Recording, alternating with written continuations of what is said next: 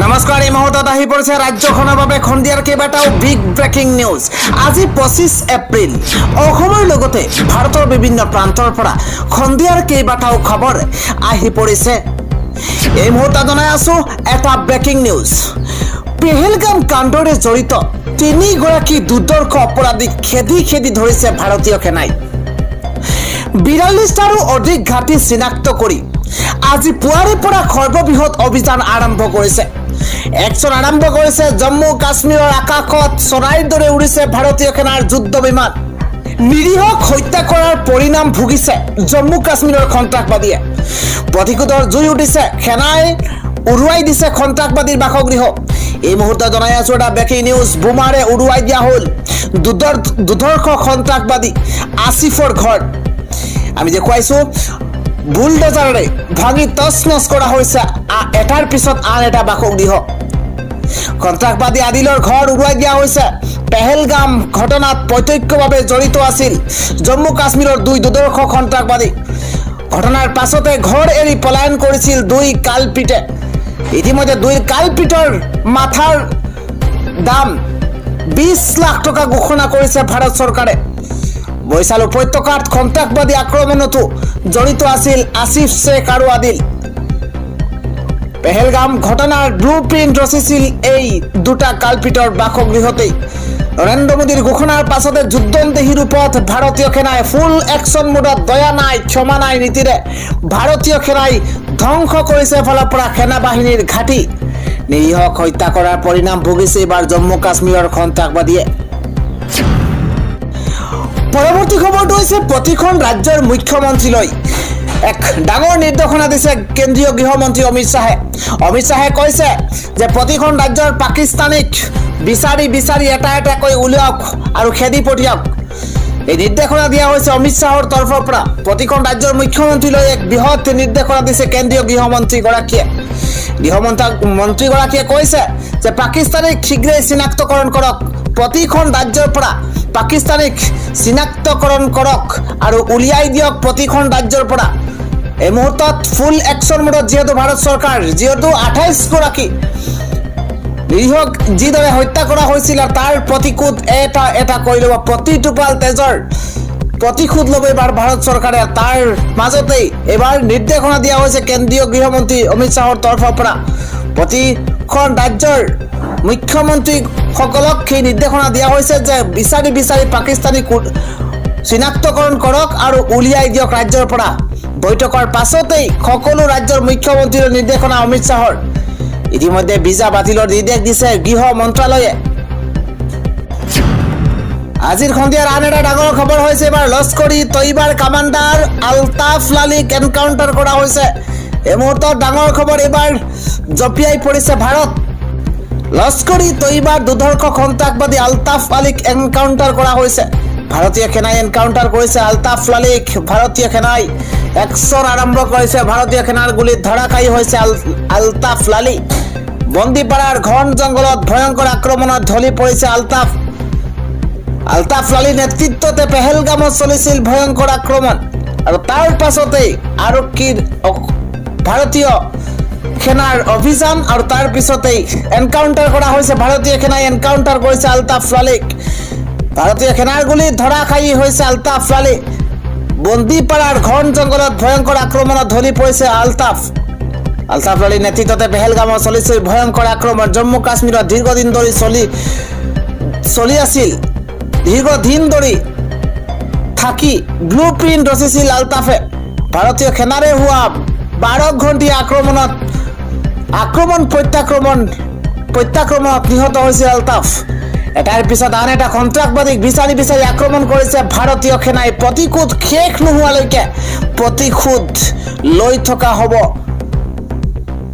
Army chief Upendra দ্বিবেদী উপস্থিত থকাৰ সময়তে সেনাৰ এম্বুছ। উত্তৰ কাশ্মীৰত এতিয়া কেৱল গুলীৰ শব্দ শুনিবলৈ পোৱা গৈছে। কঁপি উঠিছে সন্ত্ৰাসবাদী।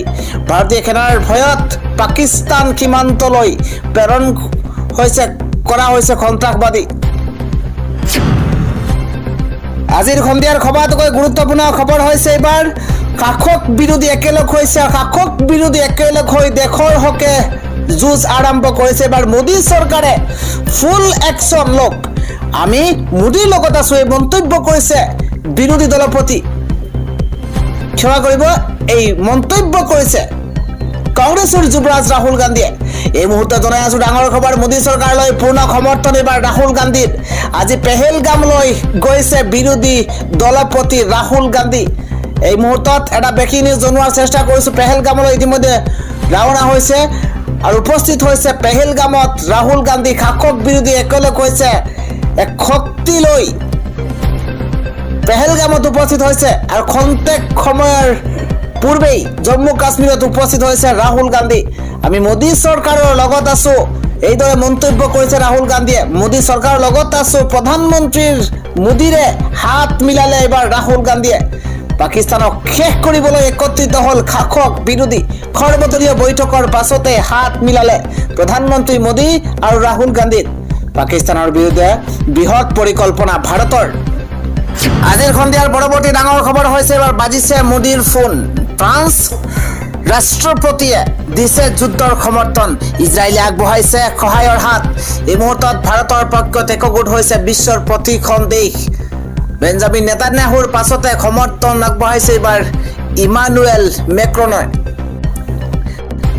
ফোন কৰি ফ্ৰান্সৰ ৰাষ্ট্ৰপতিয়ে দিছে যুদ্ধৰ সমৰ্থন এই মুহূৰ্তত ডাঙৰ খবৰ জনোৱাৰ চেষ্টা কৰিছো পাকিস্তানৰ বিৰুদ্ধে একগোট হৈ সন্ত্ৰাসবাদ নিৰ্মূল কৰাৰ পোষকতা কৰিছে যিকোনো পৰিস্থিতিতেই ভাৰতৰ লগত থাকিম বুলি স্পষ্ট মত দিছে সন্ত্ৰাসবাদৰ বিৰুদ্ধে একত্ৰিত যুঁজ আগবঢ়োৱাৰ চুক্তি বেঞ্জামিন নেতান্যাহুৰ ফোন প্ৰধানমন্ত্ৰী নৰেন্দ্ৰ মোদীলৈ এই মুহূৰ্তত এটা বিগ নিউজ সন্ত্ৰাসবাদ শেষ কৰি দিম বুলি কথা দিছে ভাৰতক পেহেলগাম ঘটনাৰ উচিত প্ৰতিশোধ ল'বলৈ আহ্বান প্ৰধানমন্ত্ৰী নৰেন্দ্ৰ মোদীক ঘটনাক লৈ ক্ষোভ প্ৰকাশ কৰিছে ইজৰাইলৰ প্ৰধানমন্ত্ৰী বেঞ্জামিন নেতান্যাহুৱে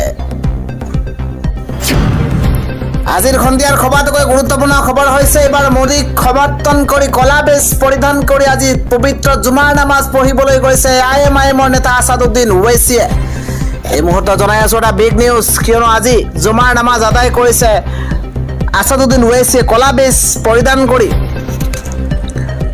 মোদী চৰকাৰক পূৰ্ণ সমৰ্থন জনাই পাকিস্তানৰ বিৰুদ্ধে আছাদুদ্দিন ওৱেইছি ধৰ্মৰ বিভেদ অনাসকলক শেষ কৰি দিয়াৰ হুংকাৰ প্ৰদান কৰা হৈছে পেহেলগাম ঘটনাৰ নিহতক শ্ৰদ্ধাঞ্জলি দি ব্যতিক্ৰমী ৰূপত এবাৰ আছাদুদ্দিন ওৱেইছি এবাৰ জুমাৰ নামাজ আদায় কৰিবলৈ প্ৰতিগৰাকী মুছলমানক বিলাইছে এইদৰে কলা বেজ আৰু নিজেও জুমাৰ নামাজ পঢ়াৰ পূৰ্বে নিৰীহক জনাইছে শ্ৰদ্ধাঞ্জলি এই মুহূৰ্তত বিগ নিউজ পাকিস্তানী সন্ত্ৰাসবাদীৰ বিৰুদ্ধে জেহাদ ঘোষণা আছাদুদ্দিন ওৱেইছিৰ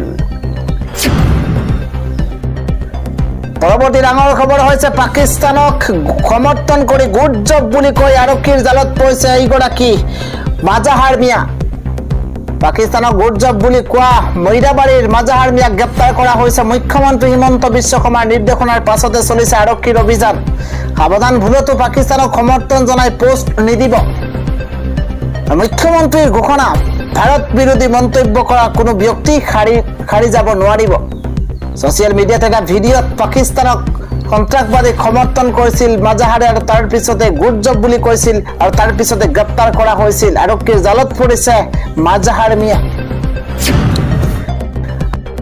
আজিৰ গুৰুত্বপূৰ্ণ খবৰ হৈছে প্ৰধানমন্ত্ৰী নৰেন্দ্ৰ মোদীয়ে নিজৰ 56 ইঞ্চিৰ বুকু দেখুৱাৰ সময় আহি পৰিছে গুলিৰ জবাব গুলিৰে দিয়ক এই মন্তব্য কৰিছে এবাৰ আমচুৰ সভাপতি ৰেজাউল কৰিম চৰকাৰে প্ৰধানমন্ত্ৰী নৰেন্দ্ৰ মোদীয়ে নিজৰ 56 ইঞ্চি বুকু দেখুৱাৰ সময় আহি পৰিছে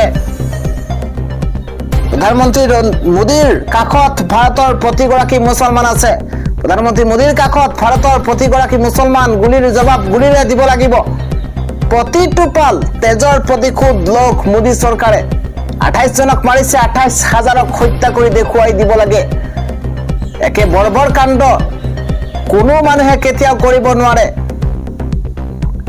আৰু এনেকুৱা কাণ্ড অমানুহে কৰিছে এয়াই কেতিয়াও গ্ৰহণযোগ্য নহয় বিশ্বৰ মানচিত্ৰৰ পৰা পাকিস্তানক নাইকিয়া কৰি দিয়ক এতিয়া বহি টকাৰ সময় নহয় 1 মিনিট সময় নষ্ট নকৰাকৈ 100 লোক মুৰিয়ে বহি মন্তব্য কৰিছে আমচুৰ সভাপতি ৰেজাউল কৰিম চৰকাৰে পৰৱৰ্তী হৈছে আজমেৰৰ পিছত এবাৰ ৰকিবুল ইছলামে এৰিছে আমিনুল ইছলামৰ খংগ আমিনুল ইছলামৰ পাছতেই ক্ষমা কৰিব আমুল ইছলামৰ খংগ এৰিলে ৰফিকুল ইছলামে আজমলৰ পিছত আমিনুলে এৰিলে ৰফিকুলৰ খংগ আমি আমিনুল ইছলামৰ পক্ষত নহয় আমি চৰকাৰৰ পক্ষতহে চৰকাৰে লোৱা সিদ্ধান্ত চৰকাৰৰ মতামতক আমি সন্মান কৰি চলিম সময় পৰিস্থিতি এতিয়া ৰাজনীতি কৰাৰ নহয় এক হৈ থিয় দিয়াৰহে সময় আমিনুল ইছলামে কৰা মন্তব্য সম্পূৰ্ণ ব্যক্তিগত মন্তব্য এয়া কোনো দলীয় মন্তব্য নহয় আমিনুল ইছলামৰ গ্ৰেপ্তাৰ হৈছে আৰক্ষীৰ কাম আৰক্ষীয়ে কৰিব তাত মোৰ অথবা এআইইউডিএফৰ ফালৰ পৰা ক'বলগীয়া একো নাই দেশদ্ৰোহী গোচৰত গ্ৰেপ্তাৰ হোৱা বিধায়ক আমিনুল ইছলামক অকলশৰীয়া কৰিছে এআইইউডিএফে পৰৱৰ্তী খবৰটো হৈছে পেহেলগাম ঘটনাৰ প্ৰতিবাদত দিল্লী বন্ধ CAITয়ে আহ্বান কৰিছে সেই বন্ধৰ দিল্লী বন্ধ ঘোষণা কৰা হৈছে পেহেলগামৰ নিহতলৈ শ্ৰদ্ধাঞ্জলি জনাই চহৰখনক সকলো দোকান বন্ধৰ আহ্বান জনাইছে CAITয়ে আহ্বান কৰিছে সেই বন্ধৰ আনটা ডাঙৰ খবৰ হৈছে ৰাজ্যজুৰি বতৰে কালৰূপ ধাৰণ কৰিছে উজনিৰ পৰা নামনিলৈ বিস্তৰ ক্ষতিসাধন হৈছে নিশা দেখিবলৈ পোৱা গৈছে প্ৰকৃতিয়ে ৰুষ্ট হৈ পৰিছে ৰাজ্যজুৰি প্ৰকৃতিৰ তাণ্ডৱ লীলা শিলাবৃষ্টি বৰদৈ চিলাই তছ নছ কৰিছে বিভিন্ন প্ৰান্ত উৰুৱাই নিছে প্ৰান্তে প্ৰান্তে বিহুৰ সাংস্কৃতিক মঞ্চ ৰাজপথত উভালি পৰিছে প্ৰকাণ্ড গছ নাই কাৰেণ্ট বিচ্ছিন্ন হৈ পৰিছে যাতায়াত ব্যৱস্থা উজনিৰ পৰা নামনিলৈ কেইবাখনো জিলাত হাই এলাৰ্টো জাৰি কৰা হৈছে আন এটা খবৰ হৈছে পেহেলগাম ঘটনাৰ মৃতকৰ প্ৰতি সন্মান জনাই 3 দিনৰ বাবে ওয়াকফ সুৰক্ষা আন্দোলন স্থগিত ৰাখিছে সৰ্বভাৰতীয় মুছলিম ব্যক্তিগত আইন বোৰ্ডে দক্ষিণ কাশ্মীৰৰ পেহেলগামত মঙ্গলবাৰে সংঘটিত এক ভয়ংকৰ ঘটনাৰ পাছতেই 26 জন নিৰীহ পৰ্যটকক মৃত্যু হোৱাৰ লগতে 17 গৰাকী লোক গুৰুতৰভাৱে আহত হৈছে আৰু নিহতৰ প্ৰতি সন্মান জনাই এই ডাঙৰ সিদ্ধান্ত গ্ৰহণ কৰিছে এই ঘটনাত নিহত শহীদসকলৰ প্ৰতি সন্মান জনাই সৰ্বভাৰতীয় মুছলিম ব্যক্তিগত আইন বোৰ্ডে ওয়াকফ সুৰক্ষা আন্দোলন স্থগিত ৰখাৰ সিদ্ধান্ত গ্ৰহণ কৰিছে বুধবাৰে সৰ্বভাৰতীয় মুছলিম ব্যক্তিগত আইন বোৰ্ডে এক বিবৃতি প্ৰকাশ কৰি কয় যে এই ঘটনা অত্যন্ত মৰ্মান্তিক আৰু নিন্দনীয় মৃতকৰ পৰিয়ালৰ প্ৰতি সন্মান জনাই অহা 3 দিনৰ বাবে ওয়াকফ সুৰক্ষা আন্দোলন স্থগিত ৰখাৰ সিদ্ধান্ত লৈছে বোৰ্ডে অৱশ্য 3 দিনৰ পাছত পুনৰ আন্দোলন আৰম্ভ হ'ব বুলি বোৰ্ডে ইতিমধ্যে জানিবলৈ দিছে